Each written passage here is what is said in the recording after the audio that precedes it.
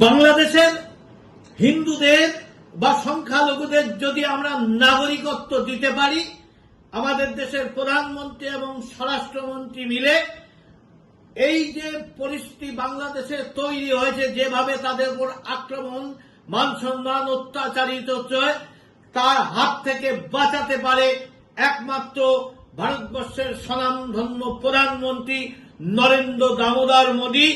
আমি সাংসদ হিসাবে দাবি করছি অতি সত্বর যাতে সিদ্ধান্ত নেন, তিনি যেন বাংলাদেশের সংখ্যালঘু হিন্দু, বৌদ্ধ, জৈন তাদের যেন বাঁচানোর জন্য কঠিন পদক্ষেপ নেন।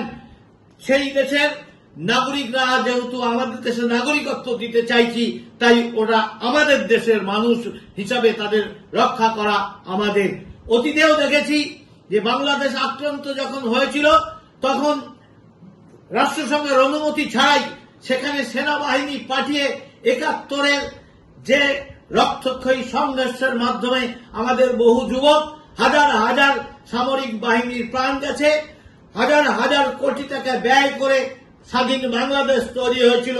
পরবর্তীকালে আবার ইসলামিক রাষ্ট্র পরিণত হলেও হিন্দুরা যেভাবে অত্যাচারিত হয়ে থাকলেও এবার তাদের জন্য যেভাবে অত্যাচার নেমে আসে, তাদের কোনো বাঁচার অধিকার নেই।